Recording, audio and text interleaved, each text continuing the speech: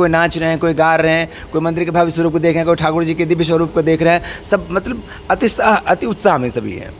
जय श्री कृष्णा प्रभु। हरे कृष्ण। इस्कॉन बिहार में स्थापना का उद्देश्य क्या है? देखिए, स्थापना का उद्देश्य जो हमारा वैदिक सनातन कल्चर रहा है, कृष्ण भावना, इसका नाम ही है आपको international society for Krishna consciousness. इसकी स्थापना 1966 में श्रील प्रभुपाद जो हमारे फाउंडर आचार्य हैं उन्होंने न्यूयॉर्क में किया था। और आज पूरे वर्ल्ड में हमारा 700 केंद्र हैं, लैटिन अमेरिका से साउथ अफ्रीका तक में। उसी का ये कड़ी है कि हम लोग पटना में भी इसको हमने बनाया है। जो हमारा वैदिक बिहार रहा है, जो हमारी सांस्कृतिक विरासत रही है, उसी को समृद्ध करने के लिए, उसको पुनर्स्थापित करने के लिए हमने ये मंदिर बनाया है, जहाँ की भगवत नाम का प्रचार, भगवान के वाणी का प्रचार, क्योंकि महाप्रभु ने कहा था कि ग्राम ग्राम नगर नगर होइबा मोर प्रचार। तो अभी हम लोग पटना में बनाया है। अभी हम लोग गाँव की तरफ अगले नेक्स्ट मंथ से हमारा प्लान गाँव की तरफ ही चलने का है। मेरी यात्रा भी है, अभी अगले महीने से पूर्णिया की यात्रा है हमारी। तो इस पर हम लोग गांव पे भी अच्छा काम कर रहे हैं कि गांव का शहर हर जगह हम लोग प्रचार कर रहे हैं। अभी यहाँ आपने देखा है कि जो मंदिर हमने बनाया, ये 12 सालों का तपस्या हम सभी लोगों का है कि 12 साल से हम लोग मंदिर को बना रहे हैं। और अभी काफ़ी भव्य रूप ले चुका है, काफ़ी दिव्य रूप ले चुका है। इसका नाम ही हमने रखा बिहार का गौरव, द ग्लोरी ऑफ बिहार। बाकी एक बिहार का गौरव होगा।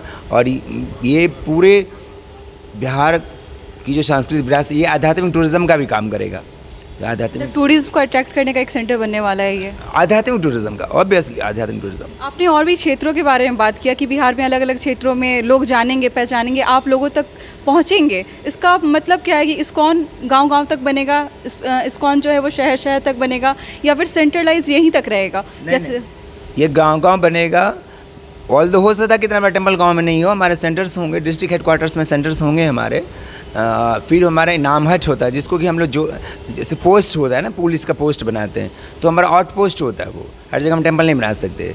सेंट्रलाइज गाइड यहीं से होना है सारा को। हम एक ये सेंटर करेंगे, सेंटर को फिर हम लोग आउट पोस्ट से अटैच कर दें, वो आउट पोस्ट कहलाता है हमारा। कितने लोगों के सहयोग से ये पूरा जो 100 करोड़ का एक इस्कॉन टेम्पल स्थापित, बहुत गर्व होता है ये कहते हुए कि 100 करोड़ की लागत से ये इस्कॉन बनाया गया, तो कितने लोगों का सहयोग है इसको चलाने में? प्रभु, सबसे पहले मैं बिहार वासियों कि जो हमारे दानदाता हैं, जो हमारे आजीवन सदस्य हैं, और ख़ासकर जिनका अद्वितीय सहयोग रहा है, एलन पोद्दार साहब का, उनका अद्वितीय सहयोग रहा है, अनिल अग्रवाल जी का रहा है, दीपक सिंह का रहा है, संप्रदा बाबू के लड़के दीपक सिंह का रहा है, उनका रहा है। तो इसके साथ साथ सरकार के बारे में क्या बोलेंगे? सरकार का भी सहयोग रहा, या फिर सरकार का जो परिधि है, सरकार की जो परिभाषा है, सरकार जिस परिधि में मदद कर सकती है, उस परिधि में सरकार ने हमें भरपूर मदद किया है। मैं आभारी हूँ शासन का भी, मैं आभारी हूँ प्रशासन का भी, मैं आभारी हूँ मीडिया का भी। किसी भी एक संस्था, बड़े संस्था का काम होता है लोक कल्याण करना, लोगों के लिए कल्याण करना। जैसे महावीर अगर मंदिर के बारे में बात की जाए तो बहुत सारे लोगों को वहाँ से भोजन मिलता है, या फिर अस्पताल है बहुत उसके नाम पे जिससे लोग ठीक होते हैं। तो यहाँ का क्या उद्देश्य आगे होने वाला है? क्या ऐसा कोई स्कीम है, क्या ऐसा कुछ जन कल्याण के बारे में कोई आगे का प्लान है? बिल्कुल सही कहा, मैं आपको कहने जा रहा था। वो हमारा एक डिपार्टमेंट है। प्रभुपाद कहते थे जो हमारा टेम्पल रहेगा उसके 10 किलोमीटर का अराउंड कोई भूखा नहीं सोएगा, जो हमारे फाउंडर आचार्य थे श्रील प्रभुपाद। और हमारा एक डिवीज़न है, फूड फॉर लाइफ डिवीज़न, बाज़ाब्ता डिवीज़न काम कर रही है। जितने नेचुरल कैलेमिटीज़ होते हैं, बाढ़ हैं, भूकंप है, सुखाड़ है, जितने नेचुरल कैलेमिटीज़ होते हैं, सबसे पहले हमारे भानुमा प्रसाद लेके पहुंचती है। और हमारा अनवरत हमारा प्रसाद, मंदिर में कोई आदमी भूखा नहीं जाएगा। अनवरत हमारे यहाँ वो जो डिवीज़न है, फूड फॉर लाइफ डिवीज़न, ये उसी का काम है कि अनवरत प्रसाद बांटने का, और कोई भूखा नहीं सोएगा 10 किलोमीटर अराउंड। ये हम लोग का एक मिशन भी है।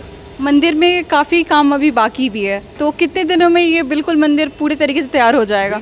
हमें उम्मीद है कि 2-3 महीने में हम सारा हम लोग कर ले। 2-3 महीने। जब आप यहाँ पे सबसे पहली बार आए तो आपको क्या महसूस हुआ? बिहार की धरती पे जो इस्कॉन टेम्पल का स्थापना हुआ है ये, तो आपको क्या लगा? किस उद्देश्य से, कितने साल में एक कोई टारगेट होता है कि इतने साल में हम किसी टारगेट को अचीव कर लेंगे? कोई टारगेट ऐसा स्पेशल आपका? देखिए, हमारे महाराज हैं, गुरु महाराज जो हमारे लोगों के प्रेरणा स्रोत रहे हैं, हिज होलीनेस जयपताका स्वामी महाराज का आदेश था कि आप लोग बिहार में प्रचार करें, बिहार में जाएं, बिहार में बड़ा सा मंदिर बनाएं, पाटलिपुत्रा की धरती पे एक वैदिक धरोहर बनाए, सांस्कृतिक धरोहर बनाए।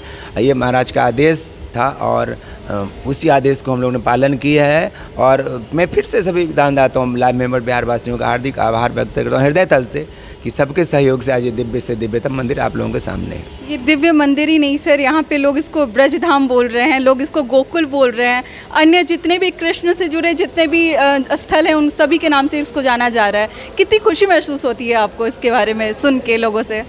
बिल्कुल खुशी महसूस हो रहा है। जिस दिन का इंतज़ार था वो इंतज़ार आ गया हम लोगों का, कि हम लोग इसीलिए अभी इसको हम लोग ने उद्घाटन किया है, क्योंकि पिछले 2 साल पहले हम लोग उद्घाटन का दिन कोरोना महामारी के चलते हम लोग नहीं कर पाए, और इसलिए हम लोगों ने कहा कि भगवान को स्थापित करें। और लोगों की काफ़ी डिमांड था लोगों का कि आप लोग मंदिर ओपन करें, भगवान का स्थापित करें।